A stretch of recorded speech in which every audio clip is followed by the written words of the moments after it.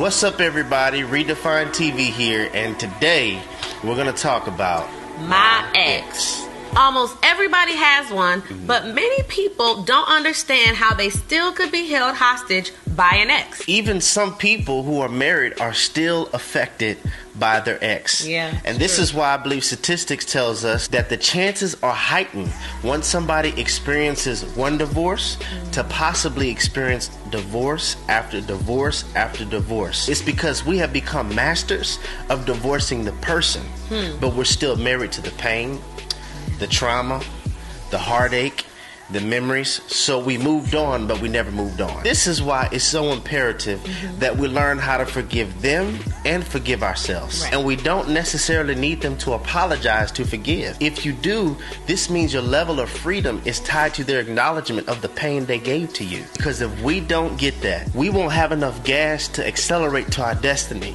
because we used it all on past memories. So here you are, stuck in what is because of what was. It's one thing to be stuck in traffic.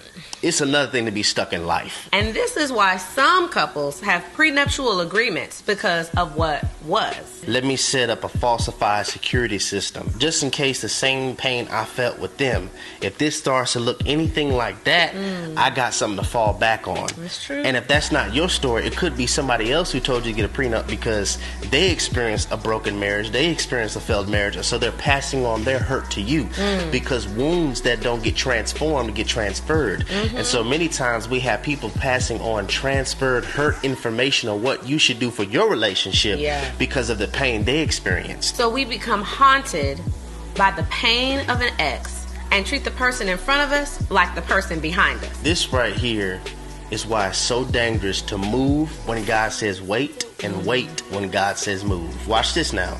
When a person is following God's guidance, it's impossible for them to be a serial dater. You shouldn't have 3, 4, 5 boos, babes, whatever you want to call them, within the last 2 years if you're following God's guidance. It's impossible. That is true. Because God doesn't send counterfeits, the enemy does. And the enemy knows that a heart that is classically conditioned to multiple, that means multiple girlfriends, multiple boyfriends, multiple spouses, that heart is more likely to be a divorce-prone heart.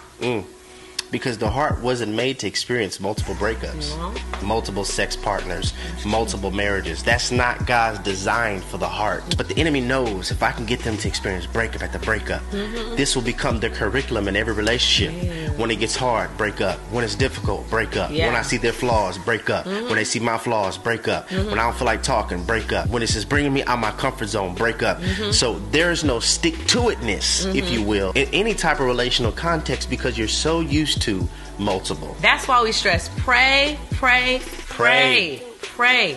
Use discernment. In all your ways, acknowledge Him.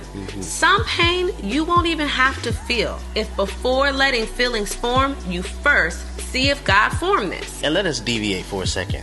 Some endings are really beginnings. Some people in relationships and they are better off. They have more peace, they have more joy, their lives are just better. This is why you gotta be careful when an ex is calling you. Listen, when your past calls, sometimes you need to send it to voicemail. Remember all that trauma, all that pain that you went through.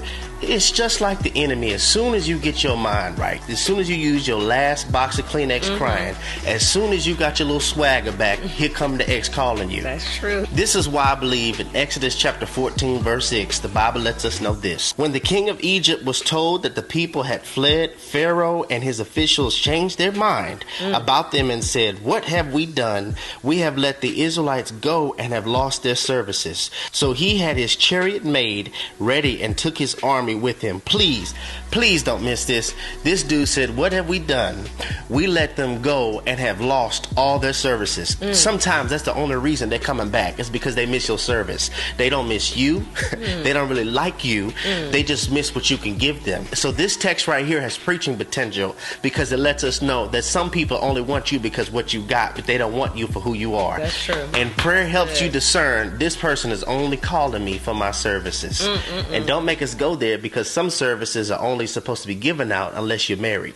If they not your husband or your wife, there's some services they never should be experiencing in the first place. But that's a whole nother website. A lot of times, people are still stuck in their past. They still have the pain. They still have the heartache. They still have the memories from that ex, from that past relationship. And let me add something to that. One of the worst outlooks I believe somebody could have, especially after they got out of a hurtful relationship, is, oh well, on to the next. Right. Listen, sometimes you don't need to be thinking on to the next. You need to be thinking, I need to recover. Yes, there are other fish in the sea, but there are also sharks as well. And if you get in that relational pool while you're bleeding, you're going to attract sharks. Identify the severity of the wound. Sometimes you have to be still to heal, because this injury, if you keep on going, you might bleed out. And some injuries, you need somebody to help you. Yeah. Just like we see in football when somebody gets hurt and they can't walk anymore, their teammates come and help them limp off the field. Yeah. So sometimes you need a coach to help you limp. You need a brother or a sister, a pastor, a mentor that helps you limp. And notice, once they start getting up and limp off the field, the whole audience starts to cheer and they start to clap. Yeah. And this is what it should look like when we see our brother and our sister limping out of a relationship that wounded them. We're clapping because we recognize, listen, the way you saw me in this season is not going to be the way you see me in the next season, because we serve a God who's a healer. Yes, that hurt me, but God gives something I like to call parachute grace. I failed, but the fall didn't break me. So don't judge me by the chapter you walked in on, because right now I may look like recovery, but later on I'm going to look like luxury. So we want to encourage you that just because it ended doesn't mean your life is ended. No. And don't let that chapter become your title. That's it. This is Redefined TV, Where we're redefining relationships righteously.